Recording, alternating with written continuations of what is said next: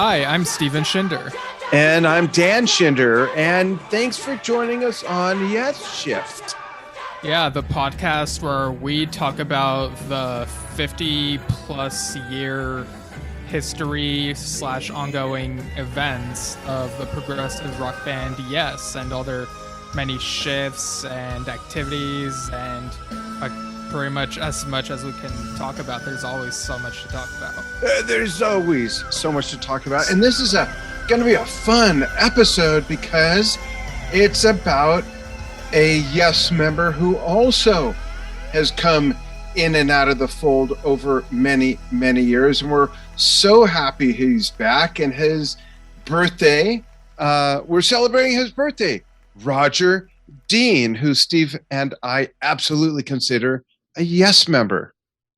Yeah, his birthday was on August 31st, and we shared a graphic with like a collage of, I think it was like 16 images, and it's like there's not a bad image on that graphic. We put he has lots of great fantastical work. It's so visually appealing, and like personally he's my favorite painter of all time. And this is gonna sound really arrogant or whatever, but I've taken art history in high school, so make of that what you will, I guess. And my wife is a professional artist, and my mother was an artist. Yeah. He's more than a painter. I think of a painter as someone who's going to come to my house and paint the trim and the walls and but he does paint, of course. He airbrush paints, he brush paints, he uses pen and ink, he uses repeatograph.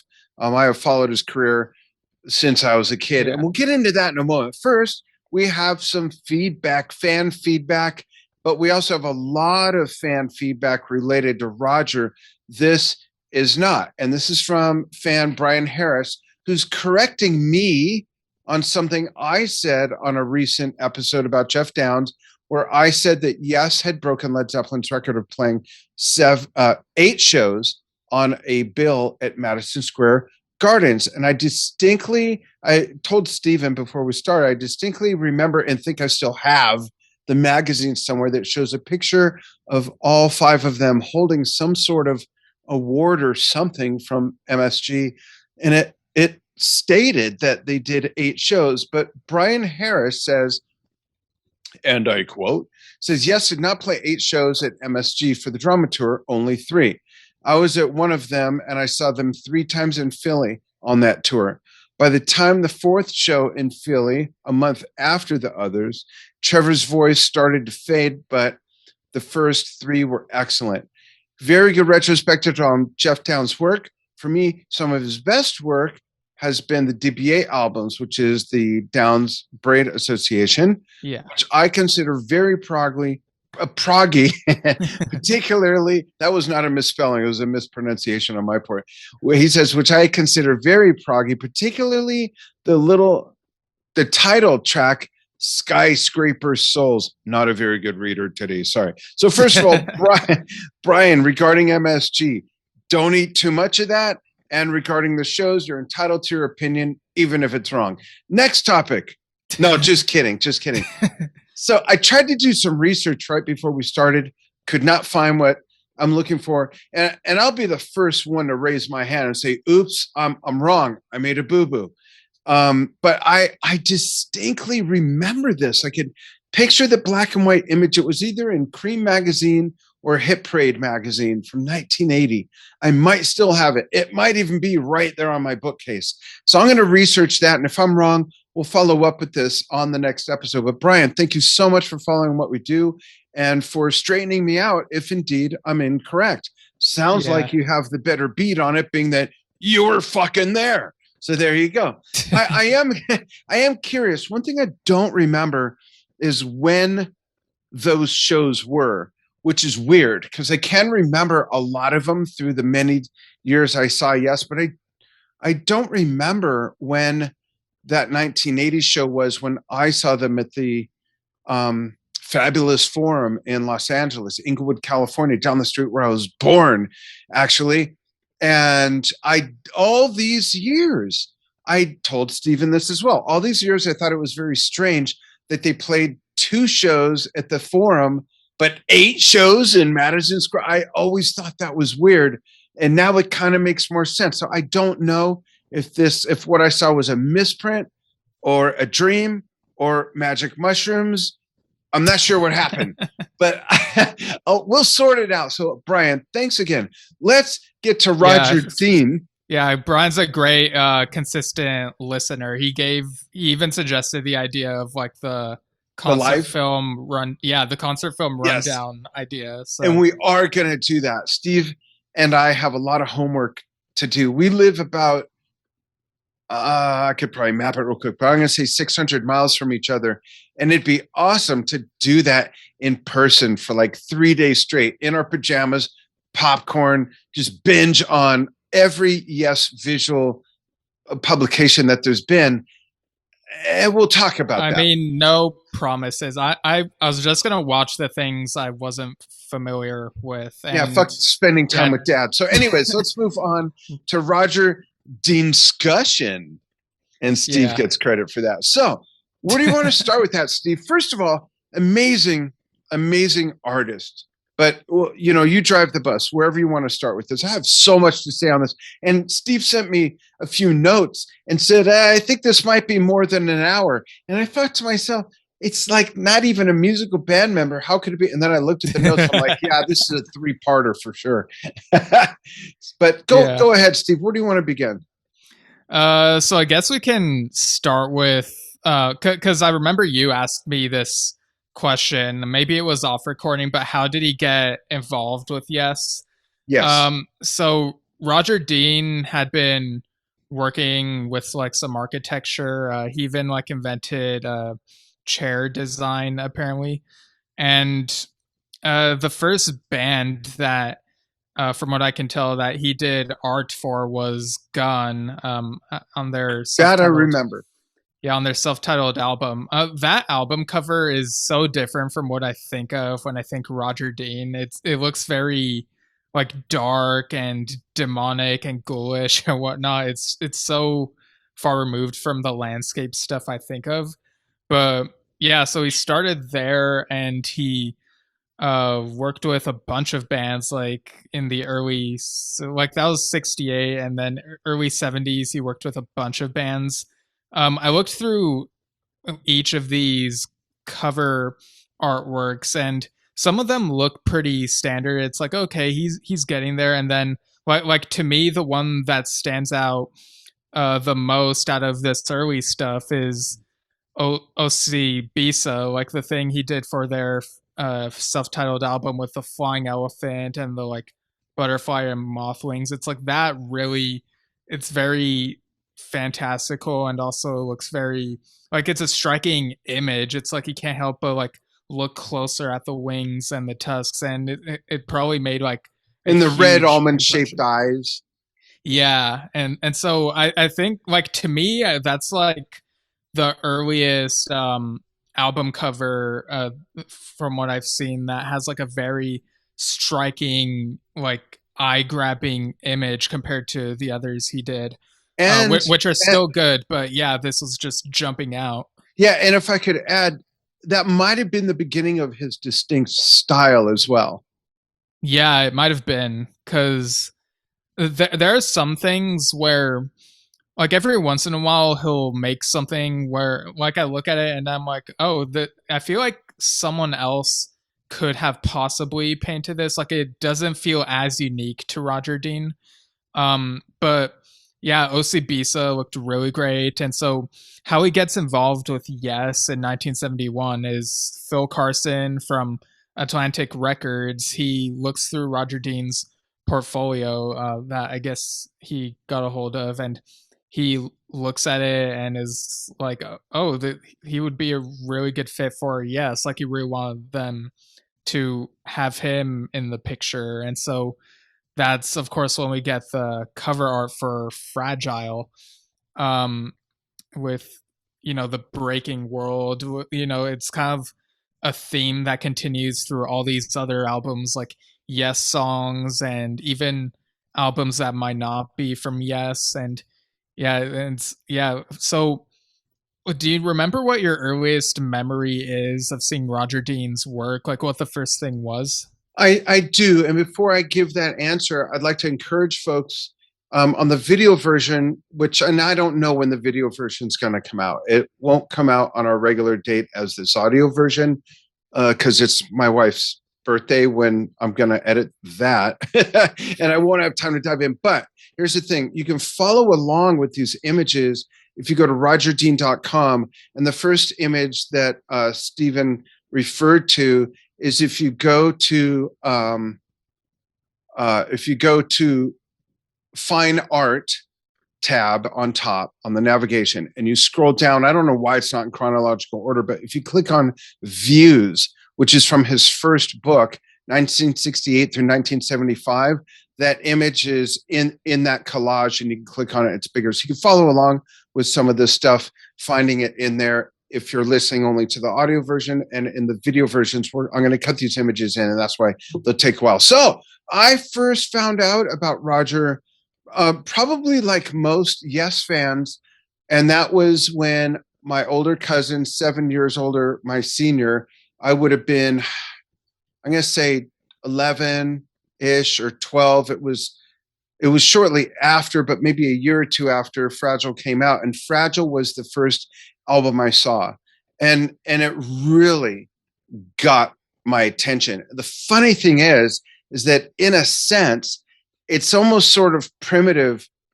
I hope he doesn't take offense to this, but it's sort of primitive Roger Dean work compared to what he's did even 5 years after that. But it's still like, oh my gosh, this is like a glimpse of what's to come, or it was so different from anything else out there. And there was that world breaking apart. And then that plane, that fragile plane that looks like it had wings fashioned. Oh, the glider? Yeah. Yeah. Fashioned from like crepe paper and sticks. It just, I don't know if the world part was fragile or if the glider was fragile, the whole thing. And that's also the first time we see the ever enduring classic Yes logo as well. Yeah. Well, it was a different Yes logo for that, for Fragile. He makes it the classic one from Close to the Edge onward. Yeah. That's interesting. I can't picture what the difference is. Maybe I could find it here real quickly. But that was mine. Sorry. How about you? What was yours? For me, it was the earliest I remember was definitely the cover of the Yes Years VHS box with the yellow background and water and the tree. If there's a way, I just want to say, if there's a way, we used to say in the old days, I wore the grooves out on that vinyl record. If there's a way that Steve wore out the coding for the laser to read on that DVD, he did. Because as a little kid, he watched that every freaking day over and over and over and over every day. I mean, to the point where the laser couldn't even read code anymore. Yeah, I watched it as often as those Disney movies we had on VHS as a kid. Fantasia, 101 Dalmatians, Toy Story, Lion King, like all that. Let's not forget Monty Python and the Holy Grail. Oh yeah, that too. Yeah. But how old were you when you saw that, and what did you think? Well, I was. And folks, chime in with your answers. With everything we talk about, this is your conversation too. Chime in. Well, in the early years of life, there's very little that I remember. I remember glimpses here and there from when I was a baby or a toddler, but by the time I was like 3 or 4, I was like watching that all the time, I feel. And Yeah, and so as I started collecting the CDs a few years later, like throughout elementary school and beyond, is when I would get like I would already be aware of some of the album art through the internet. But just having it like even just on a CD in person is cool. But I imagine it must have been like really cool like back in the day having them like vinyl size, and with vinyl having made a comeback, people can have that again. Yeah, absolutely. And Roger Dean is the first artist I thought of when CDs were born, and all that amazing artwork from so many graphic artists and painters, as you referred to. When all that artwork was reduced to like a Yeah, sixth get of the shrunk. size. Yeah. And I thought this is a total disservice to those artists. And then moving forward, they had to create artwork for that format as the vinyl format went away. But Roger was one of the first, like I keep a magnifying glass handy, especially for that, so I can examine artwork on CDs and actually see it. And repeatograph pens, folks, if you're not familiar with repeatograph, it's an ink pen that has an ink cartridge and basically the what looks like a hypodermic needle coming out of the end. And there's different sizes and thicknesses. And that's, if you look very closely at Roger's painted and drawn early work, Fragile, Close to the Edge, that whole era through the 70s and maybe part of the 80s, he's using a lot of repeatograph.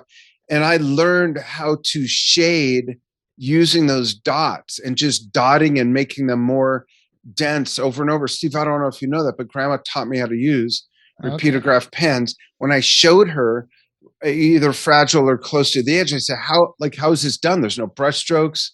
Some of it clearly was airbrush, but some of it clearly was too dotty to be airbrush. And she bought me a set of those pens. And, so he took a technique, and I don't want to say he revolutionized it, but I don't know if repeatograph art would be as popular without Roger Dean. That's what I'm getting at. Okay. Or used in such popular works. Right. Yeah. That's something to think about. Yeah, And folks, I just want to say, remind everybody, chime in. When did you first see his work? And when Steve and I have this conversation, it's not just with ourselves; it's with you. We want you to comment or write in Yesshift podcast@gmail.com or comment on wherever you're seeing this. We scrape through everything, and we're going to go through a bunch from the post about Roger Dean with the collage Steve mentioned. But I'm sorry, Steve, go ahead. I was just gonna say that when it comes to Yes's output, like a lot of it is Roger Dean. Like it's Roger Dean and Yes just go hand in hand for the most part. And like I remember seeing a post within the last few weeks where someone, or I think a couple people, were saying that they wish that Yes would go with a different illustrator because they're talking about the album cover for the Quest and saying that using Roger Dean's stuff makes it feel dated. But I Those feel like people are part of an evil cult and they need to be exiled. right, like obviously like we disagree with them. It's such like everyone's entitled to their opinion, I guess, but it's such an odd criticism that I'm not used to hearing. Like I think Yeah, most of the fandom loves having Roger Dean do the art for Yes, and I don't think it always looks dated. Like there are I some agree. like there's some stuff, like I was looking at the album cover for the Focus family album, and his cover for that, like if I looked at it with no context, I would think it was from the 70s. But the stuff he's done for Yes and Asia in the past couple decades doesn't feel like it's from the 70s. Like I feel like there's usually more dimension to it, which makes it feel more recent to me. He's evolved as an artist, Yeah. keeping the same style, and his tools have evolved as well. If you look at Pathways, which is part of that centerfold from Yes Songs, I think Mm. it's in the center. If you look at that, if you look at the first Asia album, If you look at the latter, if you look at Union, and then look back at Tales from Topographic Oceans and Fragile, he absolutely has evolved. But I want to touch on something you mentioned. We've kind of touched on this before, but now it's more poignant than ever. So Roger Dean, absolutely, like you said, is hand in hand with the music of Yes. I hear Yes music and I see Roger Dean's artwork. I see Roger Yeah. Dean's artwork and I hear the Yes music. The artwork he's made for Yes, because he's done lots of other artwork that is different. We'll get into that. But my point is hand in hand. So you had Fragile, Close to the Edge. You had Yesterday's is in there somewhere. And they had Tales from Topographic Oceans. You had Relayer. Then you had, then what? You had Going for the One and Tormato. We'll get into that whole debacle in a moment. Yeah. and then you had Drama. He's back. You know, so when there's not been many, in my opinion, this is subjective, there's not been many, if any, other artists that are synonymous with a band's music. There is I want to call them, and I hope, again, no one's offended by this, the agency Hypnosis, which has made amazing album covers for Pink Floyd, Led Zeppelin, I think Yes, and you know, but it's not the same artist. It's a graphical style that was done by committee, if you will, and that's totally that was exactly what I was thinking, by committee. Yeah, and it's totally okay. It's worked wonderful for the work they've done, but those two Yes albums, Going for the One and Tormato, are such a left-hand turn so hard. My neck hurts. It's really, it's weird. So let's move to that. And if you don't mind skipping around the notes a little bit, Steve, let's move to that. And why don't you talk about, and then I'll do the commentary because I do have a comment on this. Yeah.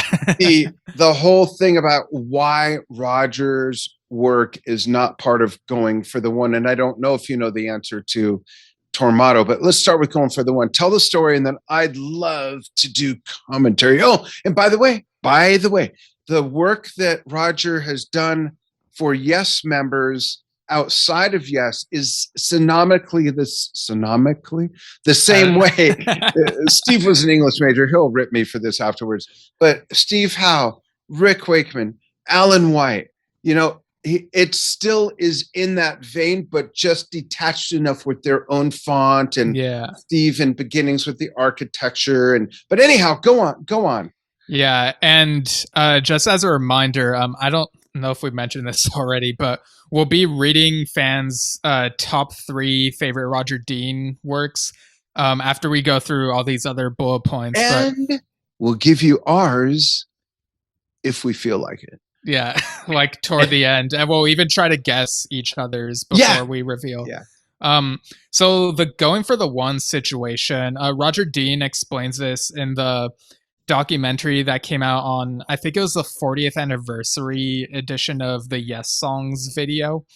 And he basically says he had this painting, like the way he described it, like islands, like floating islands, all of them has a giant pool. It sounds like it's the artwork that's on that book he edited called The Flights of Icarus. Yeah, I wonder if it's on his website now that I'm here. Yeah, it probably, I remember it was on his website years ago, but the website's changed so much, I don't know if it's on there right now. But if you do a Google image search, it's easy to find. I'm looking on his, okay, there's Flights of Icarus. What was the name of it, Steve? Just Islands? No, it's just a cover art for Flights of Icarus. Okay, well I'm looking at that, so we'll cut that in.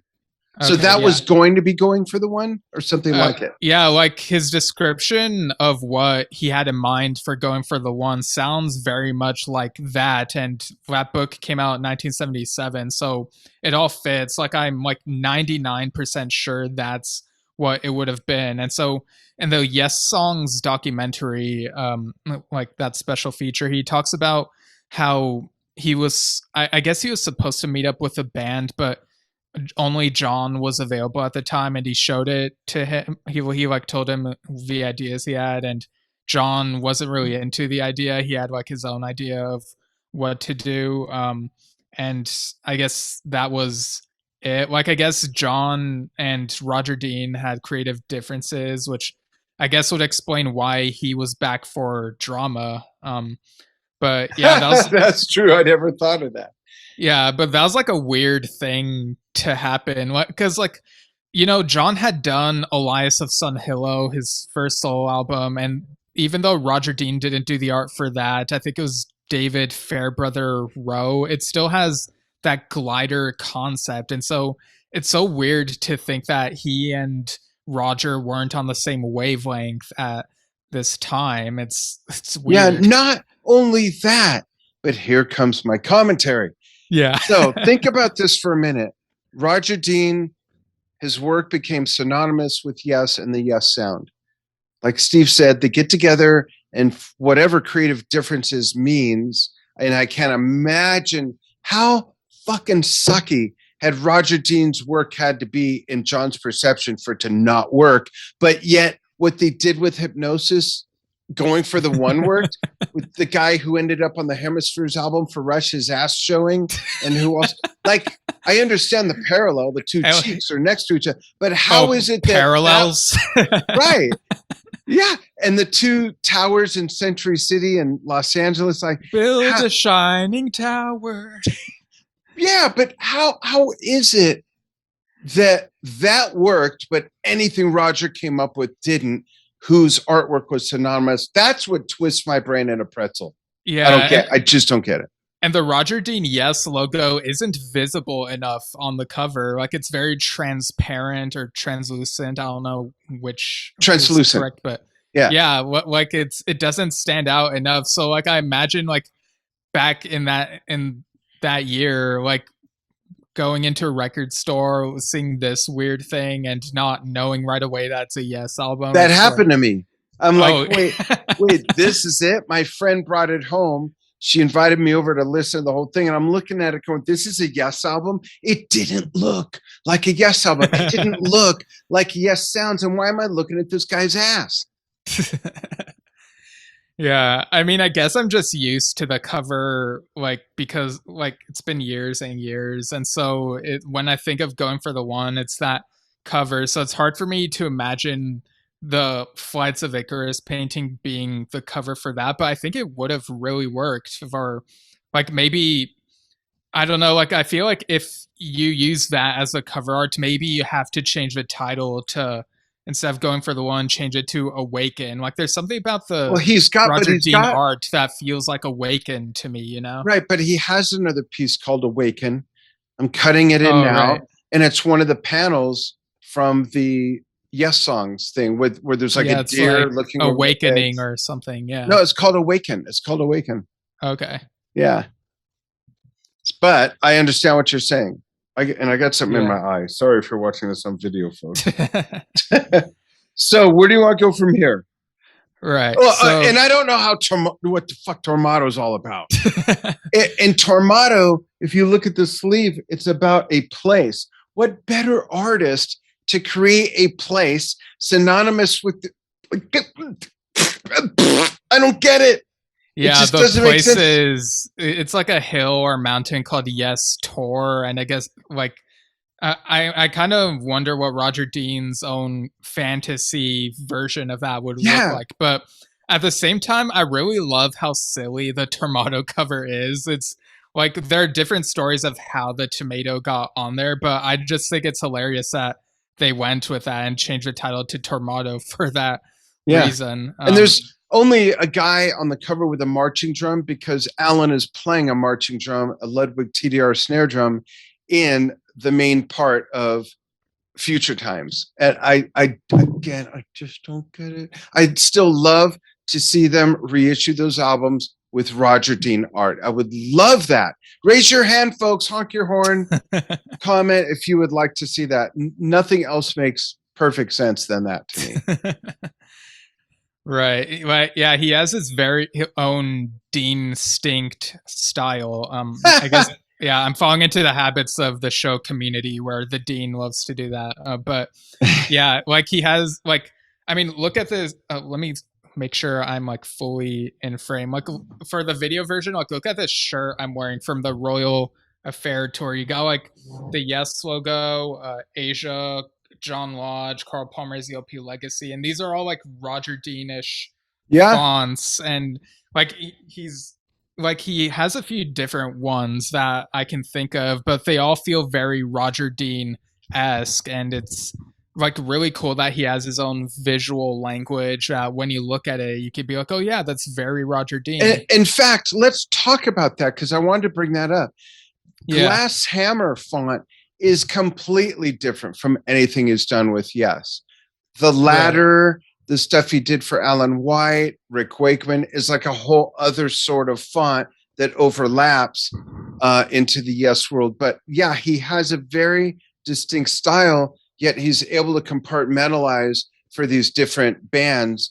If you look at that Gentle Giant album with the for the album Octopus, the stuff Yeah. he did for Uriah Heep, the stuff he did for Gun, it's like all him, yet it's not like, oh, all these bands' albums look alike. I mean, maybe to some people's eyes it does, but he has a Yeah. very distinct style for Yes, very distinct style for Asia, very distinct style for Glass Hammer, yet it all looks like him. Just like a musician who has a very distinct style can still be versatile.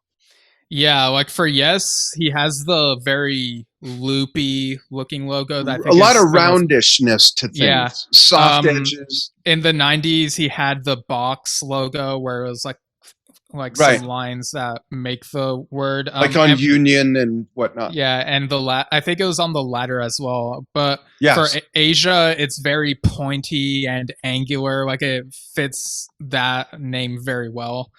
Like he's able, like it's fascinating to me how he's able to look like himself, but also be like have variety and diversity with all the different bands he works with. Yeah. Um, Cool. but but while we're on the subject of Glass Hammer, so in our show notes, I included the cover art for The Inconsolable Secret, If, and Core Cordium. So what do you think of these album covers? For Glass Hammer. Yeah, So and let me go yeah, back to that so I have it right in front of me. I'm trying to remember which section it's in. yeah, it's I on think the first page, and I might blow your mind a little bit depending on like what you think of these. oh, so it's not Jughead's Dreams. It's whoops, I clicked on the wrong thing. Sorry. Hold on, folks. Sorry, bear with me. I'm trying to I clicked on the wrong thing again. Damn it. Hold on, I'm trying to get to where they are. So is it Yeah, it's on the Word document. that's where I saw it. Yes, thank you, thank you, thank you. Okay. So I think they are fantastic, and I love the unique font he created just for them. It does not look like Yes, but it totally looks like Roger Dean. And these all have a very, very distinct look to them, all into themselves. I love them. I love the light. I'm going to call it the lightscapes that are behind Mhm. them. The sky in one, the horizon with maybe the silhouette of a field in another, and perhaps a ice scape against darkness in the first one. What's your blow mind factoid with this? So two of these three albums are not Roger Dean cover art. Really? Yeah. I'm going to guess which ones. Okay. I'm going to say it's, I can't read it very well. Oh, my magnifying glass, I have it right here. So I'm going to say, well, the way you have them on the Word document, you read the names because I can't read them. All right. So from left. Wait, the second two, the one in the middle and the one to the right are not him. Okay. Yeah, that's correct. Okay. If and Corcordium aren't him. Now, wait. I got to tell you how I know that. Okay. It's not because of how they look. I figured, okay, if he did one, he probably did the first one and not the other two. That's all. I just deduced it. I can't. Like if you said, no, those are Roger Dean, I would not have questioned it. So who's the person that did them? So the other two are by an artist named Tom Kuhn. And wow. Yeah, so I have like a funny little anecdote. So when I saw Yes on the Royal Affair tour 2 years ago, before the show started, I went to the merch stand and was like seeing what they had, and I was like, oh, Glass Hammer, might as well, because it's John Davison, and I figure like I might as well listen to something he's been on that's not Yes. And so I see this CD for the album If by Glass Hammer, and I look at the cover and I was like, oh, I guess they got Roger Dean to do this one too. And like later on, I found out, oh wait, it's not Roger Dean, but it feels very Roger Dean Totally. inspired to me. Like it feels very like some of the Asia cover art, like Yeah. Astra in particular. I feel. So he's the one that did the next note that's on our document, Um, or is that someone else? it's someone else. So Okay. our next point of discussion is like Roger Dean has had a huge influence on lots of people. Like I remember as a Me kid, being one of them. yeah, like I would try to emulate his style when drawing every once in a while. But yeah, like if people go on his website rogerdean.com, there's a student galleries tab, and if you click on that and then click student galleries again, you'll see a few artworks by I guess these students he's had. I don't know how old they are. Maybe they could be adults. Maybe I don't know, but well, yeah, like you see that they're very much in the vein of like trying to be like Roger Dean, and they look pretty cool. And there's this other one by an artist on Instagram named Tom Roberts. Like I saw this one summer of last year. It's titled what is this called? The Corary. Let me just double check that real quick. Um, oh, it's called the Orrery. Yeah, I think that's how it's pronounced. And so I commented asking, like, was this Roger Dean inspired? And his response was massive Roger Dean influence. My dad got me a book when I was 6, and I've been obsessed ever since. This is sort of an homage to him, I suppose. Glad people can see him in this. Now, Yeah. can I comment on it? Oh, yeah. So I'm cutting it in. So, folks, tell me if you agree. To me, this is so interesting because absolutely do you see shades of Roger Dean, no pun intended, but I also see shades of magnification with the gears. Oh, yeah. Like it's got that metallic steampunk vibe. Yeah. It's totally both those worlds colliding, which would be a cool Yes album for what happened after magnification because it brings those two worlds together. That didn't happen, but this totally would work for me. Yeah, like floating islands to me are very synonymous with Roger Dean. Yeah, and I mean, it works more than butt cheeks. Yeah, I think in the 2000s there were every once in a while there'd be these weird Yes compilation albums that random companies would put out. I don't know if they were legit or not, but they would try to make these like 3D animated floating islands to emulate Roger Dean's style, I guess. And it's just so weird, but yeah, he very much is floating islands. In fact, even there's that whole controversy with Avatar, the movie, but we don't have to get into that. Oh yeah, that's right. You know what? Just mention that. I mean, you put it out there, so now people are gonna be like, "What? What?" Just touch on it. Or skimming the rock across the pond real quick. Okay. Well, a few years after Avatar came out, Roger Dean, like basically, there's this attempted lawsuit against Avatar for the use of like floating islands and imagery that looked reminiscent of his work. Even like some of the skin and stuff on animals and stuff like that. Oh yeah, I guess yeah, the animals do like Roger Dean-esque as well. But yeah, so he ended up losing the lawsuit. I think it was something weird the the illustrations that he provided to the case were like I don't know, like it was something weird. Like it was like some sort of technical thing. I don't remember off the top of my head, but yeah, I feel like like I have mixed feelings. Like I remember enjoying the movie Avatar. I don't enjoy it as much all these years later as an adult. Like I still like it, but it's not as eye opening like a visual spectacle these days because of what's come out since then. But yeah, it was very innovative. And like, I remember my first time hearing about that movie was when you emailed me a few months before when the trailer came out. And you're like, look, these look like Roger Dean's floating islands. And I looked at the trailer and I was like, oh, yeah, it does. And it was like even around that time where Roger Dean himself was trying to fund his own floating islands movie based on like one of his works or something, which like unfortunately never saw the light of day. And I would love to see a Yet. Roger Dean movie, like something that he makes and like it's his, you know, Well, his project. It'd be really cool to see. yeah, the closest teaser to that is the video for the Quest, Oh yeah, for right? the ice bridge. For the ice bridge. And I was in Australia when I sent you that because that's where I saw the movie. It was the first 3D movie I ever saw, and it was when I was living in Australia. Yeah. So that would have been 11 years ago. Uh Does that sound right? 12 now, yeah. Yeah, cuz Avatar came out December 2009, so the trailer would have Yeah, been a few months before then, yeah. right. Perfect. Um Okay, so back to Yeah. So before we read the fan favorites, what do you think of the stage crafts that he and his brother Martin have done over the years? I love it. And I also love the architecture they did, which is also found Yeah. at rogerdean.com. And you can also see a glimpse of that on Steve Howe's first two solo albums. And I had the book Views. I mentioned to you the other day that I had that for forever.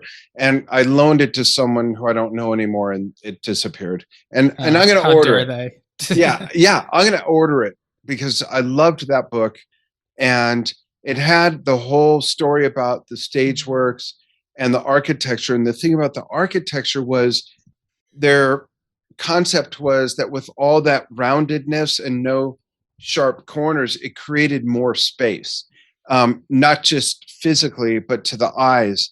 And they're right. So I love that world. Like I want to live in that world, the Roger Dean world. When you say, you know, make a movie, the architecture that's mixed in with some of the artwork, and it's like I want to be there. It feels so like I've been there. You know, it just so resonates me in the weirdest way. I don't know. Maybe he and I existed somewhere on another plane, somewhere else, in another time, and he brought that with him. I don't know, but it's just beautiful, beautiful. I love that stuff he did with Martin. Yeah. Like you have the Crab Nebula thing in the mid Yeah, 70s and the inflatable things on the 35th anniversary tour. It's yeah. like, and I think there's like a video of him listening to Mind Drive while painting on those inflatable things. So Really? Oh, wow, that's right. yeah. So I kind of wonder like how often he does that kind of process, like painting while listening to the I music. I would venture to guess that whatever band he's doing that for, he's listening to their music. He's got to get inspired by their music. Yeah. But here's another interesting thing. He hasn't only done album covers, he's also done video game covers. I And didn't know that.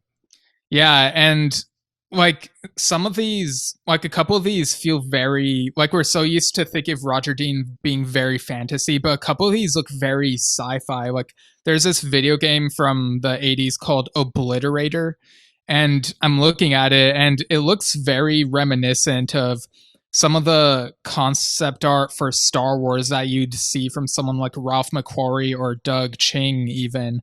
Oh, And wow. yeah, and the first Shadow of the Beast game, like the aliens on the cover of Oh, that, they look interesting. they look very like to me they feel like the xenomorphs from Alien, and like Alien would have been out for like 10 years by this point, and so I think that's really cool how he's able to design creatures that look very alien. But here's another weird thing I noticed. So there are a couple of these covers that got reused for album covers. So there was Let's see, which one was it? So Shadow of the Beast 2, like the cover for that is very similar to what would be used for Rick Wakeman's greatest hits. And I think it also looks similar to something else that's on here. I'm trying to remember what it was. It might have been one of those prog rock compilation albums. His book covers have been used for a couple of those as well. But yeah, that and there's also like the album cover for Not Necessarily Acoustic. You know that Steve Howe album with the dinosaur looking thing? That was originally on a video game cover in 87 called The Barbarian. It's just that it's a different shade of green and different shade of red, like slightly different. And so it's like so weird to me that like you would reuse a video game cover, especially for someone like that. Yeah. Like, why would Steve not want something original unless he really liked that? Yeah. I don't know if it was a time crunch thing or what, but or a half price sale. Yeah, maybe it's cheaper to license out something he's already done. I don't know, but yeah, and he's also done a couple other odd things like Tetris Worlds. Looks like it has rock formations kind of similar to Space Needle and The Ladder and Tetris Splash. So yeah, he's done a bunch of things that I guess would be considered obscure now because there are these video games from like the 80s and 90s and even like those Tetris games, which since they're from so long ago, they probably don't have lots of people playing them now. But like I imagine with how dated the graphics look, the cover art is what stands the test of time the best. Like it looks timeless. But anyway, that was a whole tangent. So did you want to move on to like reading through all these people's like let's take turns. Yeah, we got a lot of shout outs, people, and we really appreciate you chiming in, whether it's email or on posts that get shared into groups or on the Yesshift Facebook page. So I'll start. Here's some favorites from fans. Lynn Carlin, Octopus by Gentle Giant, Close to the Edge by Yes, Relayer by Yes, Happy Birthday, Raj. There you go. I don't know about that album, Happy Birthday, Raj. Oh, I get it now. That's cool. Thank you, Lynn. Those are great selections. I can't imagine picking bad ones, but those are really cool. You take the next one, Steve. Yeah, but what do you think of the Octopus album? I love that. It's a totally different look. Again, it doesn't look like Yes, but it looks like Roger Dean. And it's one of my favorite prog albums. And I like the live version best from 1972. Yeah, and we've talked about before how with Close to the Edge, it's green on the outside, so kind of looks unassuming, but then you open it up and it's like, whoa. Like it's like the green cover is basically just the calm like birds and whatnot. And then you open it and it's like but in painting form. It's the whole song right there. Yeah, and Relayer is very Gates of Delirium and it's Tolkien inspired. It looks so great. Yeah, Gates of Delirium fits that so well with the major change in sound, with the major change of the keyboard player position in Patrick Morris, but the brilliance, the absolute brilliance of the Relayer cover is how absent it is of color.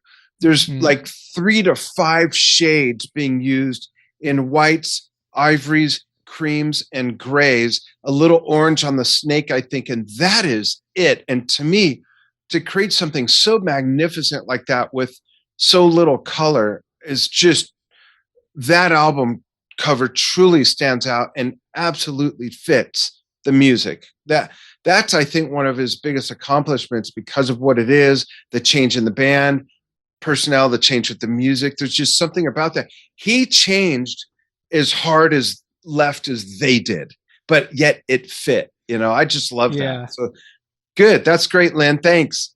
Yeah.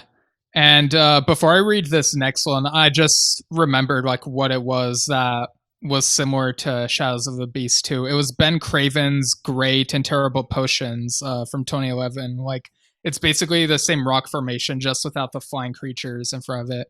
Um, but moving on, so the next one is from Bill Keel, who says Roger gets better with each new Yes album, and so Bill's top three are Fly From Here, Heaven and Earth, and The Quest. Interesting. So, yeah, so like three very recent. Yeah, it's yeah. Now I'd be curious to know, Bill, if you're listening or if someone knows Bill, I'd be curious to know Bill's age and when he discovered Yes. Because for obvious reasons, if he discovered them more recently and those are his albums, maybe that's why, or maybe that's just he's been following them like me since the early 70s and that's it. I'm just curious. Yeah, like not judging. Yeah, like we have our different reasons for choosing certain artworks as our favorites. Like mine is because I'm right. I mean, yeah, I mean, some of it is like people grow up with it, and so it's very nostalgic. They have a huge attachment to it, have lots of memories associated with them. But also, Roger like is one of those artists where I feel like he's able to continuously evolve and even top himself in my eyes. Yeah, so he has. There's lots of great stuff. Yeah. So do you want to read this next one? Next one is Les. Pretty Man. Thank you, Les. Top three are. That's Tales from Topographic Oceans. Thank you. Yeah. My favorite album. I'm not good with the acronyms, folks. He went with the acronym for it. Yeah, WFT is like, I mean, WTF. Sorry, see, I even fucked that up. There you go. Yeah, going for the one is so close to being GTFO, but yeah. So Les's top three are Tales from Topographic Oceans, One Live Badger by Tony K, and there's Relayer again. That's interesting. Nice. Thanks, Les.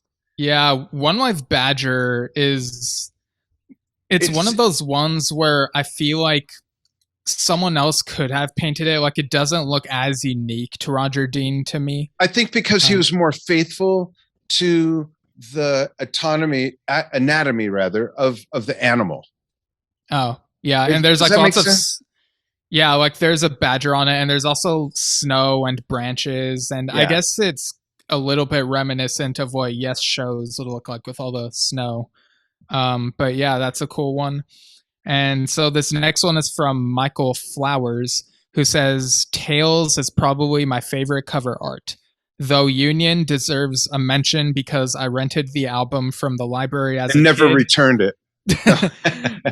Rented the album from the library as a kid just because of the cover, introducing me to my favorite band. That's awesome. I love that. Yeah, like they say, don't judge a book by its cover. That's the first thing I thought of when I read that.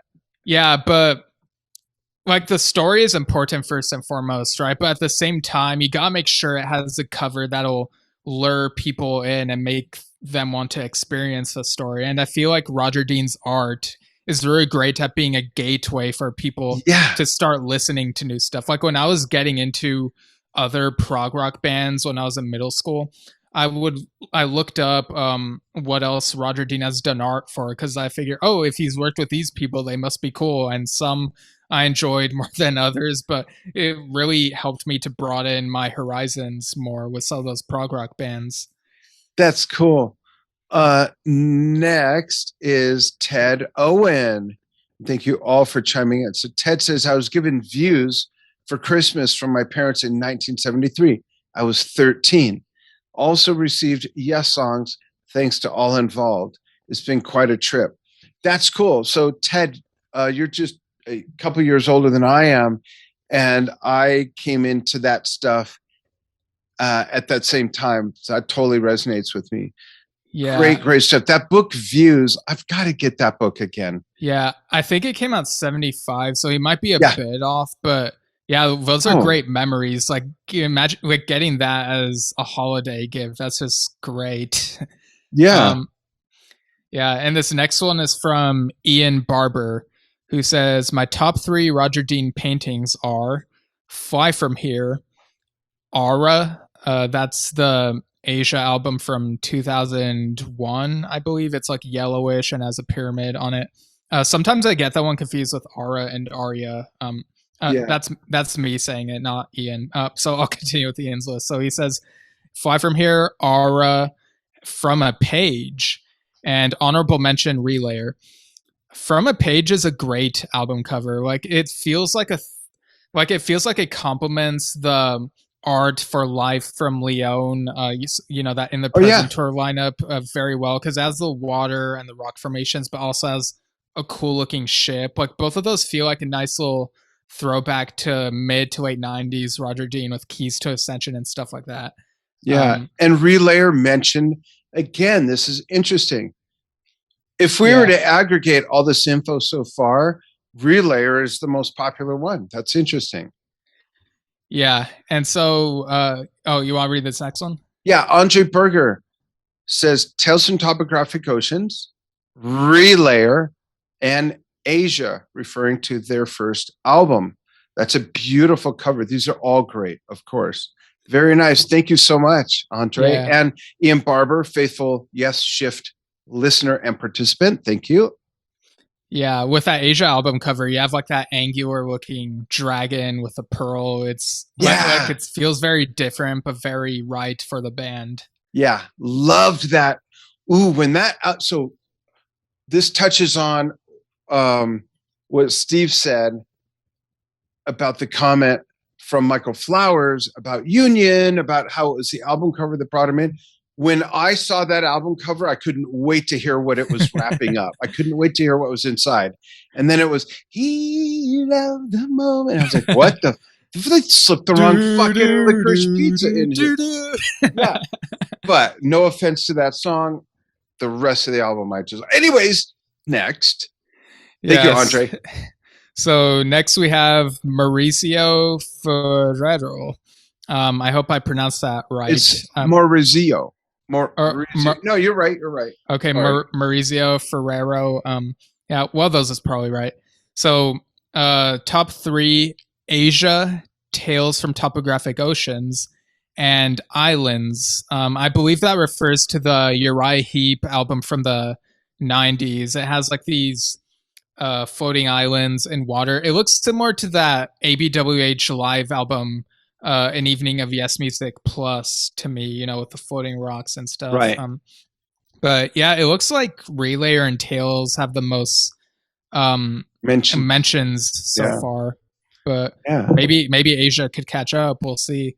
Yeah, let's see. We've got more, and we've got our own that we're going to give you. And like Steve said earlier, we're going to try and guess each other's, which there's a little, I don't want to say cheating, but he and I have talked about this so much over the years that we have some hints of each other's, but not as clearly as you would think. So it is going to be authentically guessing. Yeah. Next, we have Peter McCourt. He says, interesting podcast, guys. Follow you now. Thank you so much, Peter. Tell your friends and relatives, at least the ones you get along with. And he mentions Close to the Edge. Somewhere I have my rendering of that freaky plane. That's cool. If you find it, post a picture of it in one of the comments. We'd love to see that. That's awesome. Close to the Edge. Yeah, and Peter also includes, I guess, a screenshot from his phone of one of those Yes Songs paintings. It's the one with the glider in space, and one of those floating rocks is in space. Right. So I guess that's another favorite. Yeah. Nice. So thanks, Peter. This next one from Terry Antalik says, Anderson, Bruford, Wakeman, How, Asia.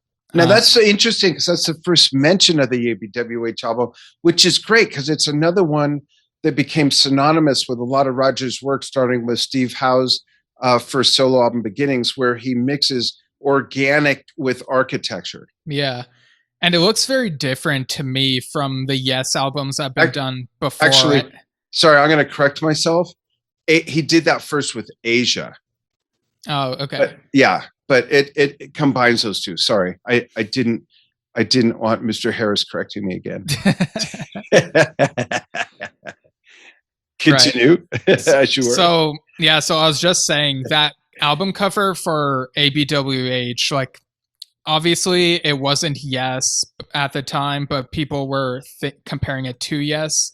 but I think Roger did a great job making it not look too much like what he'd done for Yes before. Like he had that tower that looks very like it looks very alien, and you have the eagle on it, and like I don't think there's been a Yes album cover that's looked similar to this ABWH album cover up until the Quest. Like in the album cover for the Quest, I kind of see shades of ABWH in that.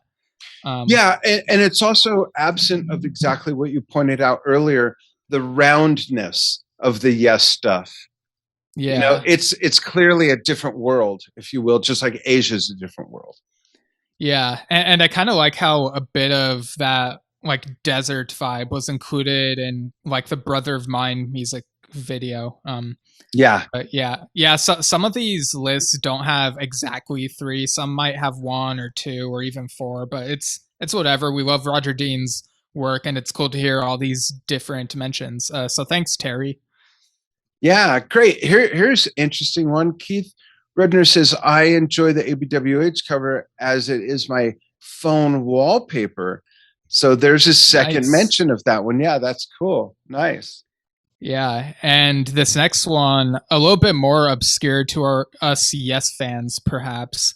So Mark Hartz says Greenslade, One Life Badger, and OC Bisa. So we've mentioned the latter two earlier, but the Greenslade album cover, like of their first album, I assume that's what this is, like with the mystic looking person who's hooded and looks like they're casting a spell. Like that's a really cool It album is. I cover. have that album actually. And Oh I yeah, didn't, yeah, and I didn't. So let me just try to remember. I believe I had the album that a cousin gave to me, and I didn't like, very unlike me to not read every character on the liner notes. But I didn't know it was Roger Dean until I had the book Views and it was in there. I'm like, hey, wait a minute. I didn't know that. Yeah, it was a weird thing, but I was young then. I was super young. But yeah, that, and it's actually a good album. And that's when I thought, oh, he's done other stuff for bands besides Yes. And then in the book, yes, of course, you see Uriah Heep and all these other things. But this is an interesting combination. Greenslade, One Life Badger, OCB. How do you pronounce it? Sorry. I mean I've never heard it pronounced out loud, but I've been saying it as OC Bisa. We'll go with that. Yeah, Interesting that there's no Yes there, and that's okay. That's a really neat combo. Thanks, Mark. right. Next one is it's either Marcello or Marcello, depending on where you're from. Mach and or Mach.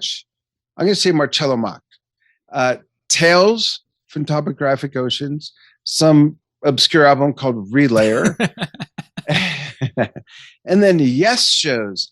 Yes Shows, I have to say, is interesting to me because when that album came out and I got it, I was like, oh, I can't wait. Oh, there's like some what's the male duck called? I know a Drake is that what Drake. it Yeah, is? I thought, oh, there's a freaking. I kind of was disappointed. There was a bit of a boner killer with that. Oh my Um, gosh. but and the inside, if I remember, is better. But yeah, I was kind of like, huh? But that's okay. Marcello, I'm not saying that that's a bad choice or anything. I'm just making an interesting comparison how different things resonate with different people. Like Mark didn't even mention a Yes album, you know. Maybe he doesn't know who they are. I don't know. I'm kidding, but that's cool. That's really cool. And Yeah, I think next, that's our first mention of Yes shows. yeah, it is. Yeah, it is. Yeah. Next person happens to be, if it's the same, and you'll read it, but next person, if it's the same person, happens to be a Drum Talk TV fan as well. Oh wow. Yeah. Okay, so this is Douglas Reed, who says, "I remember Magician's Birthday" by Heap, Yep. referring to Uriah Heep. And that's a great album cover. Also, it's in the book Views as well. Yeah, that's a cool one. I remember so in those mid 70s, Uriah Heep had Roger Dean do this as well as what was it called? Demons and Wizards, I think it was, or maybe it's Yeah. Wizards and Demons. It's one of those, but I feel like they're pretty different. Like the latter one, geez, this is gonna bother me. So this is Demons and Wizards. Okay, like the color palette for that, like all the redness, and this is in a few other Roger Dean artworks as well. Like it reminds me of that Ralph Bakshi animated movie Wizards that came out a few years after this. And yeah, or actually, okay. I need to correct myself because like the titles are getting me mixed up. So the reddish one is for the magician's birthday, and that's what reminds me of the Ralph Bakshi movie Wizards. So Oh, okay. yeah, there you go. I loved that movie. Yeah, I saw that for the first time when I was. Do you know what year it came out? I think in '77 because it was the year before his Lord of the Rings movie came out. Oh, it was that late. I thought it was earlier. I remember watching that with grandma and grandpa, and grandma loved that because there's the whole Nazism messaging in that and everything. I don't know if you know that. Oh, right, like it's a commentary. Yeah, Yeah. and Yeah. Very interesting movie with social. I gotta watch that with Ninja. I don't know if she's seen it. Folks, if you haven't seen Wizards, check that out. It's fascinating. Way ahead of its time. Way ahead of its time. So yeah, that's a good mention. Magician's Birthday by Uriah Heep. Thanks, Douglas. yeah. It's Oh. been years since I've watched that movie, so I feel like some of it probably went over my head. But yeah, but Yeah, you were anyway. like what, 5 when you saw it?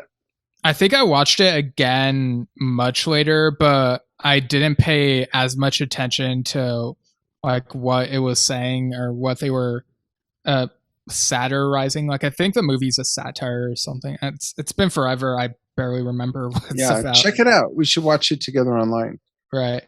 Cool. So oh, do you want to read this next one? Yeah, Kevin Ward, thank you as well. I think Kevin's also Drum Talk TV fan. If not, I know you've interacted with our stuff here on Yesshift. Thank you so much. For me, it's Yes Songs, the spiritual staircase island rock formation. It's Spiral Staircase. Perfect description too. Yeah.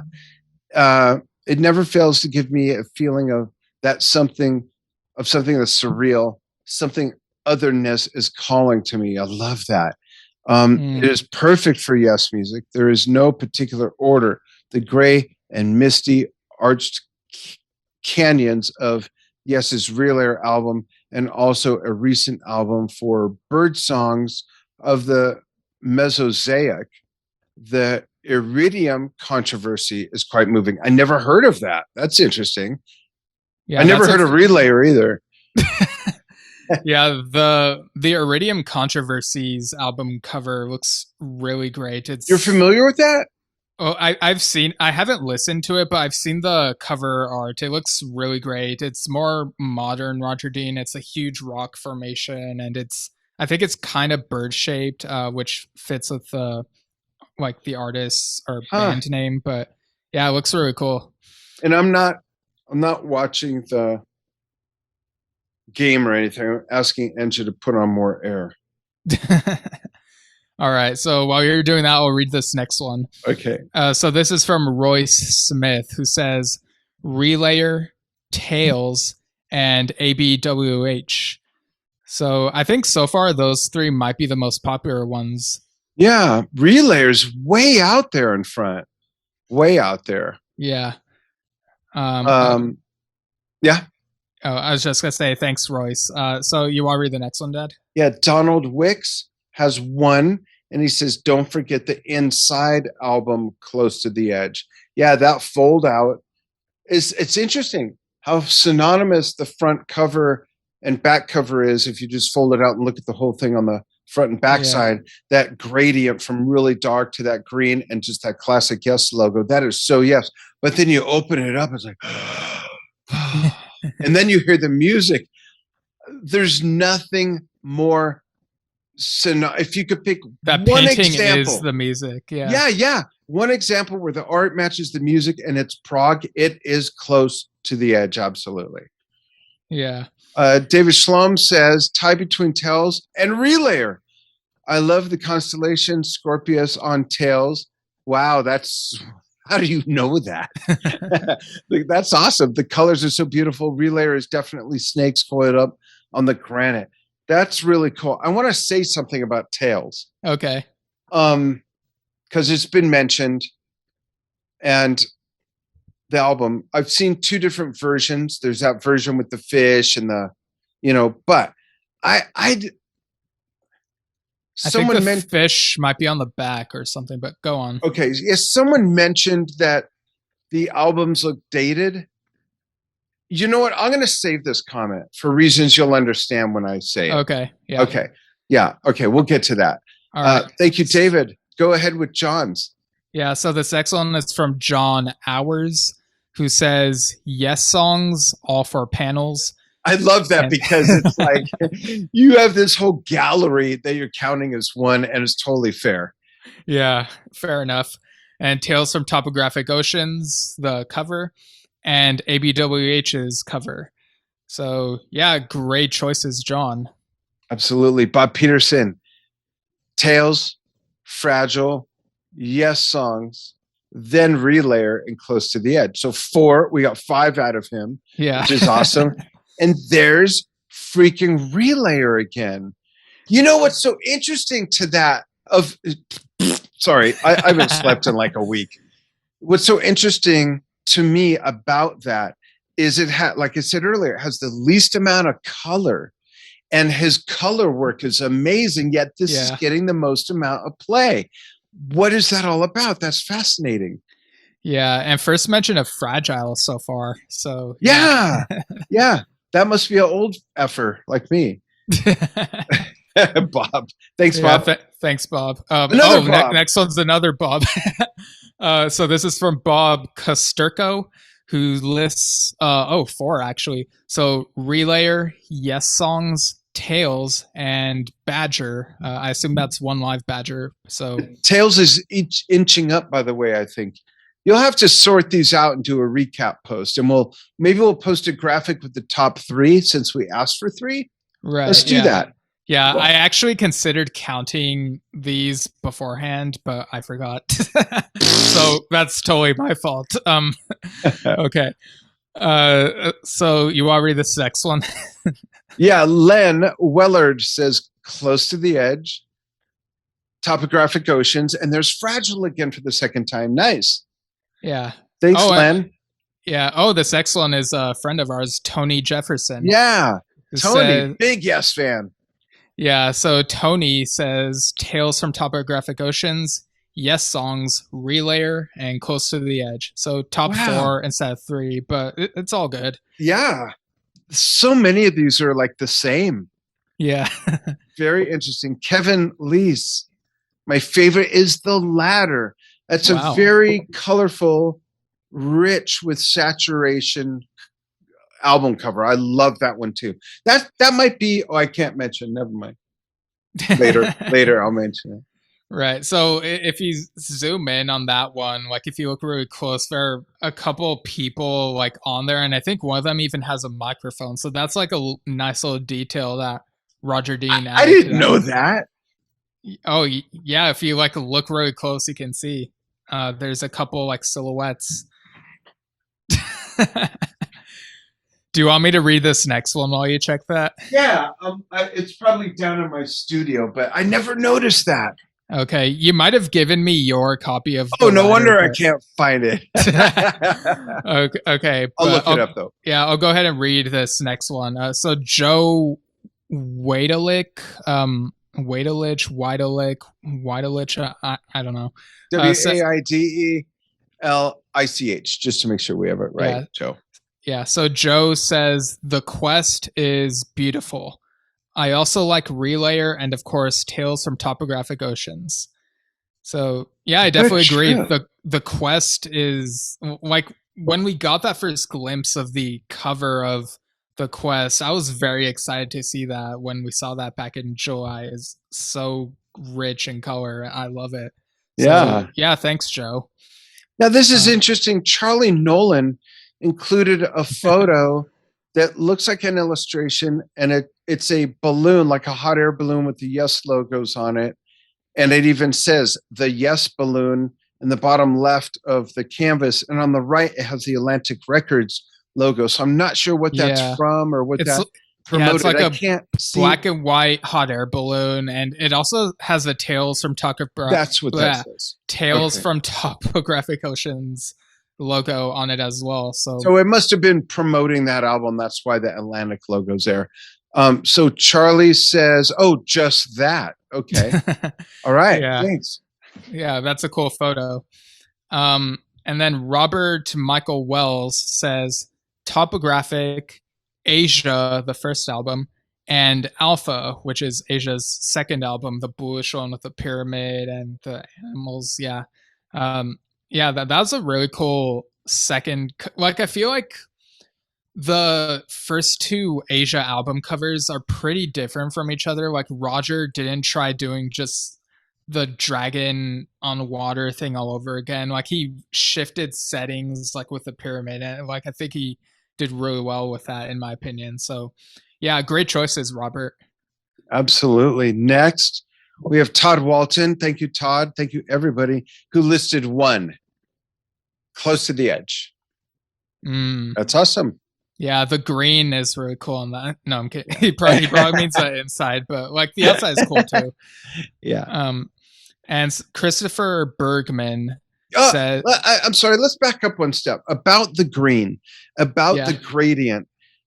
The thing about that album cover, it is so provocative because of the nothingness.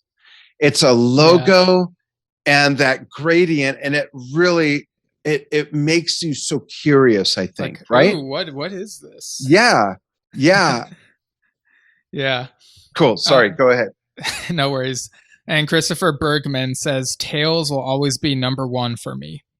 Awesome. And Joe McCreary's listed one, and it's Relayer. Nice. Yeah. And then George F. Wright lists Yes songs, Yes shows, and I'm kidding. The Magician's Birthday by Uriah Heep. Nice. Ray Seda says Tales from Topographic Oceans, Octopus, and Yes songs. Disclaimer: if not necessarily acoustic, would have had a final size album release, it would edge out Yes songs in the number 3 spot. Interesting that size had something to do with his decision. That's interesting, Ray. Yeah. And that kind of goes back to what I was saying earlier. Interesting. I like that take. Yeah, and those top 3 that Ray mentioned, they all sound water-based to me. Like, you have the oceans, the octopus, and Yes songs has like some water in the art. So yeah, it's really neat. And this next one is from another Ray Reithmeyer. Do you think they're related? I mean, the first names are Ray. They might be Ray-lated.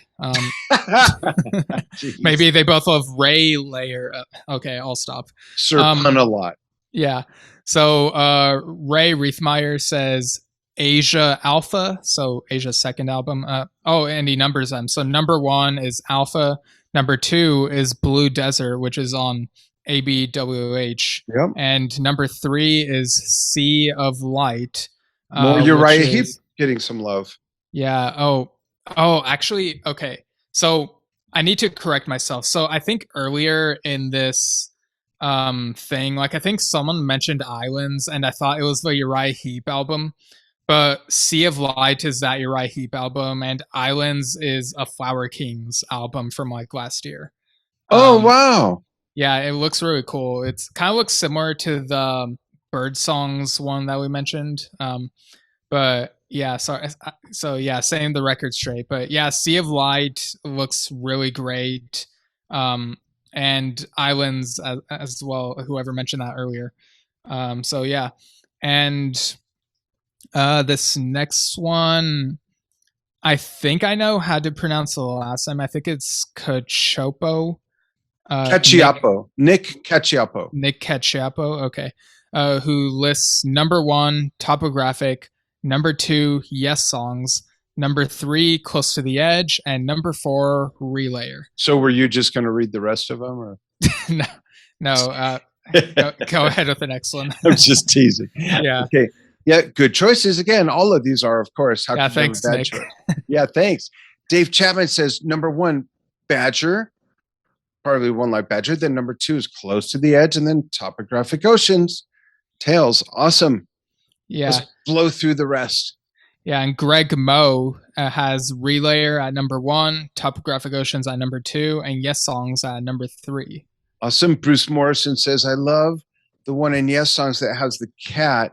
Oh, the Yes Songs that his cat walked on. Now, I thought that was Tales from Topographic Oceans. No? Let me look that up. Yeah, wasn't it the sky, and that's why he painted the clouds? No, I'm wrong. There are no clouds, are there? I thought it was on Yes Songs. Let me he's right. He's right. And then it says it was one on the inner covers. Can't remember quite which one without finding the book I used to have on him. Yeah, you're right, Bruce. Okay, the one from Yes Songs that his cat walked on was called Pathways. Yeah, so it's funny. I thought of that earlier, Bruce, and for some reason I associated it with Tails. And also, I don't know if you know this, but Yes broke Yes's own record by playing 18 shows at Madison Square Gardens. Okay, next. I mean, that's a different person, but I know. Yeah. So Greg Sterling says Osibisa, Tales from Topographic Oceans, and The Ladder. So yeah, another mention of The Ladder there. Yeah, it's gotten a few mentions. That's cool. It's a beautiful cover. Yeah, good choice. Latim Pumurpa, I hope I'm pronouncing it. Demons and Wizards, that's cool. The Magician's Birthday. Nice. Okay, so both Uriah Heep albums. Yeah, it's cool to see stuff outside of the Yes catalog, actually. Yeah, I shared these in not just in Yes groups, but also a couple Asia groups and a few prog rock groups. Cool. So yeah, nice variety. This next one is from Robert. Is it Kitchone, or is that how it's pronounced? I'm gonna say or Sichone. Sichone or Sichoni. Yeah, okay. Let us know, Robert. Yeah, so Robert lists looks like a few different ones, more than 3. Jeez, I know this title like start to finish. I can't say it completely right if we're saying it like a lot tonight. Tales from Topographic Oceans cover, Relayer cover. I have mine autographed by Roger Dean and Patrick Moraz. Oh, wow, that's really cool. Yeah. Virgin Records label. Oh yeah, I forgot about that. Oh, that's nice. Yeah, and very honorable mention, Asia, their debut album's cover, and the Drama cover. The first mention for Drama, which is a great cover. Yeah, that cover for Drama always makes me think of Pride Rock from The Lion King. Like, well, that's interesting. Yeah. And we've seen a couple versions of that cover too, right? Where it's colorized a little differently. Maybe. Like, or is that fan generated? Maybe it's fan I don't know. Okay. Fan generator. Dun, dun. Okay. Next, okay, you want to read this next one? Yeah, Gwen Sciorra, Asia's debut album. Beautiful cover. Okay, thanks, I guess. Gwen. Yeah, I guess nothing beats that for Gwen. Yeah, that's okay. Yeah, it's a good one. Gary Zdenek says Relayer number 1, and number 2 is Tales from Topographic Oceans. And number 3 is Osibisa's Woyeya, which I believe is their second album, if I'm not mistaken, or at least the second one that Roger Dean did for them. Nice. Enrique Sanchez, Tales from Topographic Oceans. See, I can say it. Drama. I think that's the second mention only for Drama, which is cool. And The Magician's Birthday, which we've seen pop up a few times. Great combo. Yeah, I keep wanting to say The Magician's Nephew, like that Chronicles of Narnia book, but anyway. So William Hunter says Asia's first album, yes, Drama, and yes, William only wrote Tales, and I decided to try the whole title. He knew you were coming. Yeah. Also says honorable mention Osibisa. This next one we're getting a first mention for, and I like this cover a lot. Bill Hamill, my favorite is Keys to Ascension 1. First mention. Yeah, that's a good one. It has like the arches, like there were also arches on Union a few years earlier, but this was moving toward a more bluish kind of setting. And yeah, it looks really cool. This next one is from Ronald Mendez, who says, Osibisa Woyeya.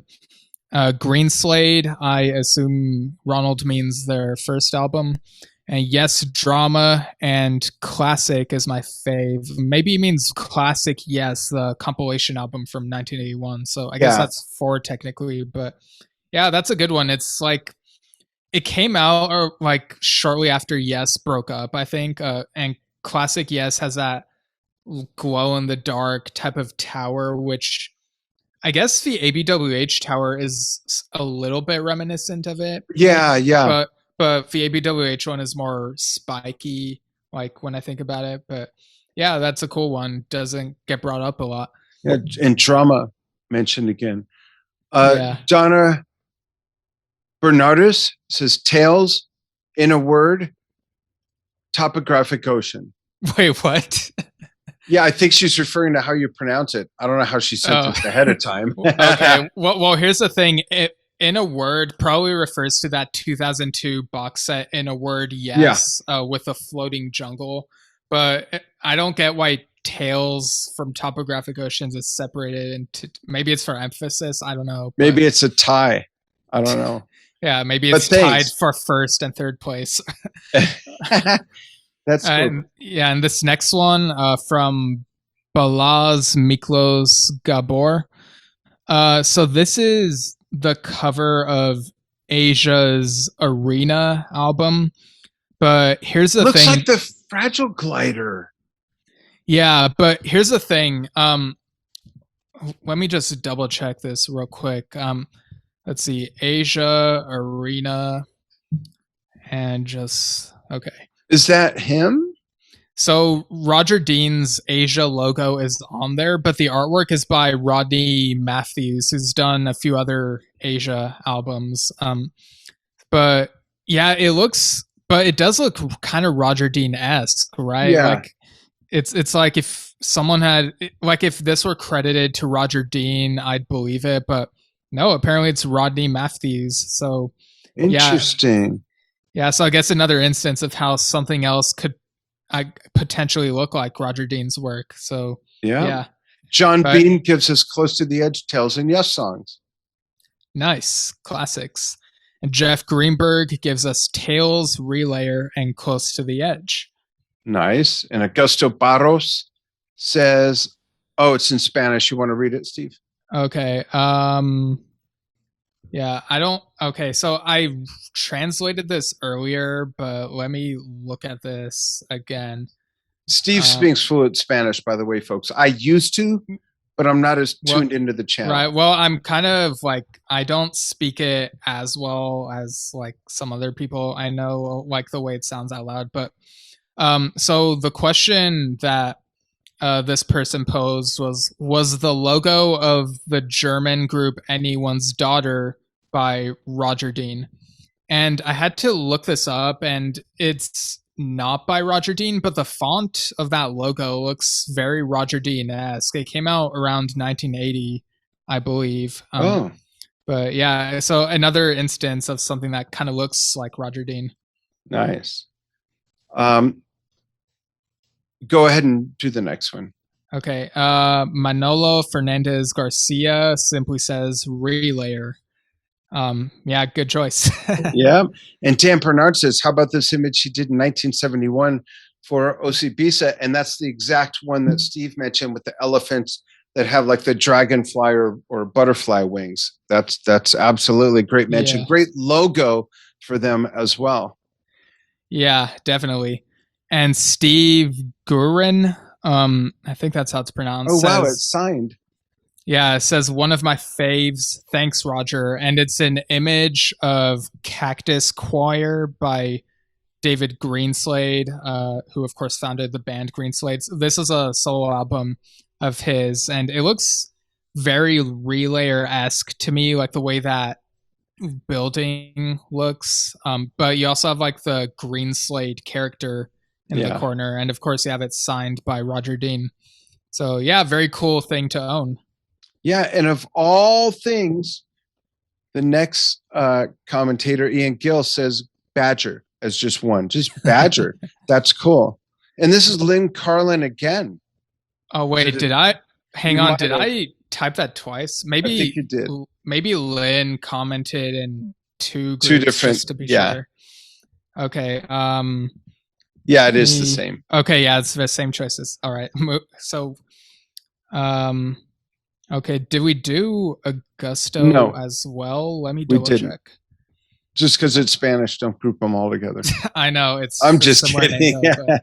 Okay, so am I reading that or are you? Yeah, go for track? So Augusto Gonzalez Navarro says number 1, Relayer, number 2, Octopus, and number 3, Tails. So yeah, very much mid-70s, great group of album covers. Yeah, Jordan Ian says really dig the latest Downs Braid Association. That's cool. Yeah, that would be referring to their studio album from this year, Halcyon Hymns, which is very cool. It looks jungle-y and has like a bird at the top. It's really great. And then we got RB Glenny, who says, I like the Yesterdays cover. That's an interesting one. It's very much looks like Roger Dean doing his take on Time and a Word with the woman that's on there, but also like the Roger Dean trees and all sorts of weird stuff. So yeah, first mention of Yesterdays. Yeah, and RB, I'm curious if by any long stretch of the chance, if you're related to Evelyn Glenny, I would love an introduction. I've always wanted to have her on Drum Talk TV. For those of you who don't know, Evelyn Glenny is a brilliant orchestral and symphonic percussionist, and she's deaf. So I've always wanted to have her on, and she's in Britain. I'd love to meet her. So RB, hook me up, darn it. Daniel Simon says Greenslade and Osibisa. Nice. Yeah. And Philip Kaminsky says, you forgot Space Needle. I guess Philip wanted us to include Space Needle in our Roger Dean art graphic. There are so many things to choose from. Yeah, like how do you include everything? Yeah, we didn't forget anything. We just only had so much space. Right, but Space Needle has a really cool, it's a really cool piece of art. Like it's Keys to Ascension / the Ladder era with the rock formation and Wakeman's the water. Rock Bridge. Yeah, and it's like Return to the Center of the Earth, I guess, with that bridge. And you also got like these, they look like giant pterodactyl things like in the background, very kind of fading into the green sky. It looks really cool. And yet another font unique to that band. Yeah, I was just gonna say the font looks really neat. Yeah. And then after that, did we already do Brian Hamill? If so, this is a different. Oh, I think we did different Hamill. Okay. So is that you or me? Yeah, me. Brian Hamill says, really like what Roger did recently for Halcyon Hymns and Downs Braid Association. That's awesome. Yeah, Halcyon Hymns by Downs. Yeah, it's a great one. And then Sergio Cobo says the Asia albums Aqua, Alpha, and Asia. Now, here's another instance where Aqua, I guess, is mistaken for a Roger Dean cover. But it's not. Yeah, it's another Rodney Matthews cover. I think, to me, it looks less like Roger Dean than Arena looks. But I wonder if Roger's offended by that or takes it as a compliment. Yeah, that'd be a good question to ask. Like, what do you think of these other artists sort of trying to emulate that style? But yeah, it is a cool looking cover. I think it has like a flying dolphin or flying whale or something. Yeah. I'm not sure what it is. It's an aquatic creature, obviously, but it's like a orca, I think, that's fashioned with a weird tail and cool. Yeah. So you want to read this next one? Yeah. John Willison, another mention for Fragile, Tails, and a long shot Relayer. Yeah. And we also got Vicente Roncon. I don't know if that's how it's pronounced, but I would go with Alpha, Asia, and Astra in that order. So I guess that's 1, 2, 3. And yeah, those are the first 3 Asia albums. First mention of Astra, I think. Yeah. I think it's the second. Okay, I might be wrong. I think it's the second. I think there was one in the first few. maybe. Okay. You want to read this next one by Peter Paul Scully? Yeah. Happy Birthday, Roger. Tales from Topographic Oceans will always be my favorite album cover of Mr. Dean's. Cool. Yeah, and then we got Mark Hudson who says Inner Gatefold of Close to the Edge, absolutely the perfect visual representation of the music for me. Also really like the textured front cover as well. None more green, as Spinal Tap would say. Smiley face. Perfect. And Phil Wells has a singular vote, and it's for From a Page. Oh yeah, another From a Page mention. It's a really good one. I love that one. I love how we're getting things not only outside of Yes, but spanning his entire career, date wise. You know, decades. Over half a century of stuff. That's incredible. Yeah, and then we get Eduardo Valle Pinedo, who says Relayer. Yeah. So yeah. Tom Leonard says, I even have the OC Pizza albums that you did the covers for. Oh yeah, sometimes there were comments from people who I guess thought that Roger Dean would see what we posted. No, I took it as he thought you did the album cover for OC Pizza. Right, if only. And Paul Mondo Alabiso says Relayer, Tails, and ABWH. So yeah, great choices once again. Yeah, and Kevin Sanderson Short says number 1, Relayer. Number 2, Close to the Edge. Number 3, Yes songs. Yes. And then Tony Wicks says Relayer, Drama, Topographic. I'm just curious. Did you copy every comment we got on every post in every group we shared it to? The ones that pertained to the question we asked. Okay. There were some that were just like "Happy Birthday, Roger," which are very nice. So yeah. Yeah, we're nearing the end, folks, and then Steve and I will give our top three. And I am suffocating in here. I don't know why she's not turning the air up. She's probably got something playing on her phone and can't hear my text message. So sorry. When I look up around like this, I'm texting my wife, turn on the air. Right. Okay. Sorry. All right. So next we got Paul Thomas, who says Morning Dragon, the first one, Alpha, and Yellow City. Now, I think Morning Dragon might be one of Roger's books, or maybe one of the books he edited, if I'm not mistaken. And Yellow City is the cover of Yes Years, both the box set and the VHS thing. So, yeah, it's pretty cool. And Jim Minieri, I hope I'm pronouncing your name right, Topographic and Floating Islands. Okay. I wonder what that refers to, because there are lots of floating islands on a bunch of Roger Dean's work. Let me take a look. That might be the name. Like, I remember Floating Islands was the name of the movie he wanted to make. But I think there might be one singular piece of art cover name that. No, maybe not. I might be mistaken. Maybe it's the one for ABWH and Evening of VS Music Plus, possibly. Yeah. Okay. Well, anyway. And I'm getting up for just a sec. The cat is knocking something over. Okay. Yeah, I'll go ahead and read this next one. Okay, go for it. So this is by Neil Knudsen, who says Relayer, Tails, Yes songs, and also included a picture of this. Is this a jean jacket? Yeah, it is actually. Yeah, on the back of it, it has an image of what looks like, I guess it's a redo of Relayer, and it has like a big old blue Yes bubble logo on it. And the people are colorized. Yeah, and Relayer is in red. So yeah, that looks really cool. So this one's totally separate from that. Yeah, Peter Marshall. Got to be Tales from Topographic Oceans for me. Nice. And then Ricardo Nievas says extraordinario, the best happy birthday. um, I guess that's all Ricardus. Okay, I thought. Okay. Um, James A. Gordon says close to the edge, yes songs, and OC Bisa.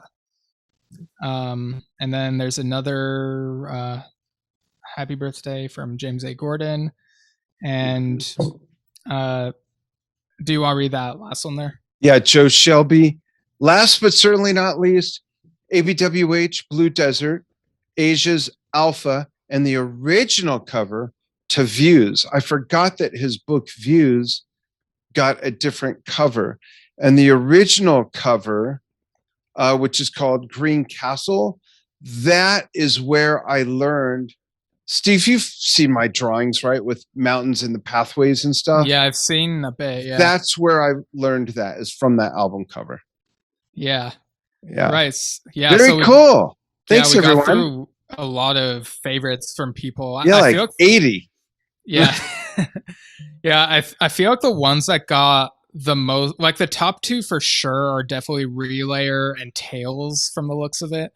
Yeah. But we also got lots of mentions of Asia and even ABWH. So yeah, Uriah Heep, Greenslade, all OCBs, all kinds of really interesting things. So now our top three, real quick, we're going to wind this down. If you're still with us, you are true fans. We've been going just about an hour and a half.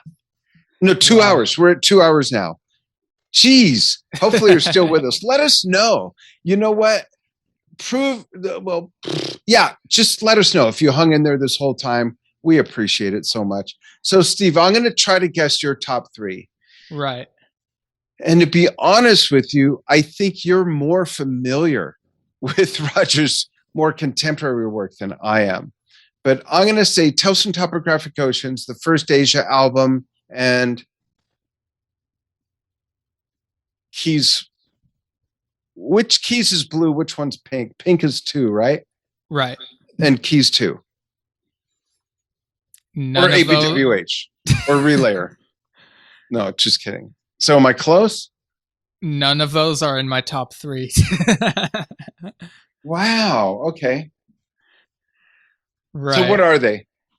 Okay. So my top three, I don't know if I have a particular order for these, but they include, so the only yes one that I've included is the Royal Affair Tour live from Las Vegas.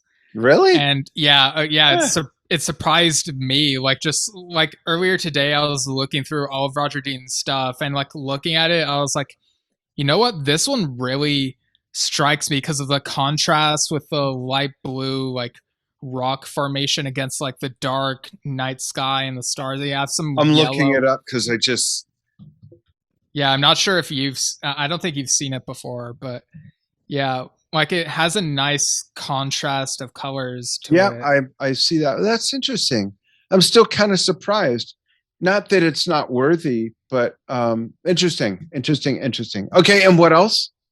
And another one, this other one is my favorite Asia album cover. I don't know if you want to guess like what it is, or if the first. Oh, I said that, but so it's Astra. No. Which one? It's Gravitas. So this was so when Asia reunited with the reunion lineup, they did 3 albums together, and then Steve Howe left to focus on Yes, and they got Sam Coulson to replace him, and they did the Gravitas album with him, and it's really like it has the dragon plus like the jungle looking setting, and like I love the detail of it, and it's just so great. Cool. Yeah, and the third one is I don't. Okay, so the third one is on the graphic that we posted, but it's something you're not very familiar with. Do you want me to just tell you what it is? Yeah. This is Islands by the Flower Kings, which came out last year. Yeah, it's got like that kind of bird-shaped rock formation, and like it's gray, and if you look closely, there are like a few people standing on the rock formation, kind of like the ladder. And so uh, I realize I really love these contemporary ones where it feels like an up close view of the landscapes and rock formations. Like I feel like he's Roger Dean has really evolved with how much dimensionality he's been able to convey, if that's even a word. And I just love how far he's come, how he's been able to top himself in my eyes with all the contemporary stuff. So yeah, Nice. like I love the classic like 70s stuff, but I just feel like he's gone mostly upward. So yeah, those are my top I three. agree. I totally agree. That's great. So guess mine while I think of them. Okay, so I'm gonna guess your top three includes, like, I don't know if you've numbered them, but I would guess that number one would be Tails, and I think the latter is in there as well, and Asia's first album. Those are my guesses. So even though I love what he did with Dark Side of the Moon, What?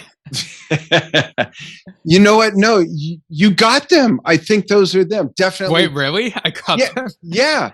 Like Tales, for me, it's like picking my favorite Yes song. There's Yes songs. There's Awaken, and then there's everything else. You know, it's hard for me Yeah, to order anything after my number one favorite. Tales is my favorite. And the thing about Tales is it's not the most elaborate or detailed or anything, but it totally fits. And it's also very dark. That's interesting because one of yours is very dark, yeah. Royal Affair. And it's, but to me, it's very mystical and enchanting. And even just the concept of like Tales from topographic oceans. What the fuck does that mean? You know what I mean? But you look at the Yeah. cover and you go, oh, okay, yeah. You know, with the pyramid thing with the rock fountain, or Yeah, the band you know what I members mean? even contributed a little bit to Yeah, ideas for that. Yeah. yeah. So that's my favorite. I love the first Asia album because that was his first work. Well, that's not correct. That was the first big step away from the type of stuff he did with Yes. But I could totally see, okay, that's the current Roger Dean. The foliage. So, folks, for those of you who don't know, gardening keeps me off the news. I love horticulture, anything botanical, gardening, and all of that. And the foliage really just like was striking to me. And the colors are vibrant. I love the aquamarines, the blues, those greens, and just I love that. The second album, the second one. Sorry, the second one I'm referring to. Oh, so it's Alpha. Yeah, yeah, it's Alpha. I'm Okay. sorry. I do. Sorry, I do love the Yeah, first. because you were talking about gardening. I was like, where's Yeah. he going with this? You know what? Those are kind of tied, but I honestly think, oh man, now I'm confused because I love dragons. I have a shirt that says my other Yeah. ride is a dragon with a dragon on it. And I can't cheat and pick four like other people did. You know, without looking at them right now, it's hard for me to pick which one. I might have to say Alpha, but I love the dragon and the motion and that sphere. Yeah. Okay, third would be Dark Side of the You, no. Um, you could just choose triple X because it has both the dragon and the pyramid. yeah, I think third, and again, not numbering anything after Tails, would be, yeah, I think the latter. Yeah, I think you're right. I love the keys stuff a lot. I love Yes songs. That has such a meaning to my life, Yeah. you know, for so many reasons, and Close to the Edge, but and Fragile's where I first discovered. But I love the latter. I love the architecture and the colors and the different font he introduced. And And it's a great album musically. It really is. It's way underappreciated, I think, or way undermentioned anyways. It might be some people's guilty pleasure and they're just not mentioning it. I'm sure Open Your Eyes is as well. Yeah, I mean, Open Your Eyes is basically like it feels like the cover of the first Yes album, but just with Roger Dean's logo. So, yeah. But yeah. But I meant the music on it. Oh, yeah, yeah. Yeah. Yeah. Well, cool. That rounds out our tribute to Roger Dean. Roger, if you've listened, thank you for so many years, decades of amazing artwork and architecture in so many ways. Folks, check out rogerdean.com. Scoot through there. You're going to discover, I've been a fan for so many years and I discovered so many things I was unaware of. We got so many wonderful contributions here from you fans pointing out things that were not Yes related, but yet related to Roger Dean, who is Yes related. That was really cool to see. Really, really cool to see. Hope you enjoyed this. The two crickets and tumbleweed that are still listening. And follow what we do on Yesshift podcast at gmail.com. Rather, that's where you can message us. Yes. And follow the Yesshift Facebook page. And Steve's number is 619. No, I'm kidding. Right, no. Yeah, and you can find us on anchor.fm/Yesshift. And if you go there, you'll see all the other platforms that the podcast is on. You likely can find us on your favorite platform just through the Anchor listing. So check that out. And thank you so much. We have so many great episodes, exciting episodes that we're excited about. You'll decide whether or not they're great. A couple or a few have even been suggested by you fans, and we really appreciate that. So I think that does it for us. Yeah, and I know there's a new Yes song that came out this week. We didn't even mention it because we're so wrapped up in Roger Dean, but we intended to save that as a separate episode, so we'll get to it. But we'll do that as the album trickles out, and then when the album's finally released, we'll both get it. And I'm interested to check out the Scratch and Sniff cover, and we'll give you the rundown. Right. Yeah. So yeah, that's our Roger Dean episode. So go out and look at more of his work. You might discover lots of great worlds he's illustrated. Yeah. Get lost in his work. No mushrooms required. Thanks, everybody. Bye.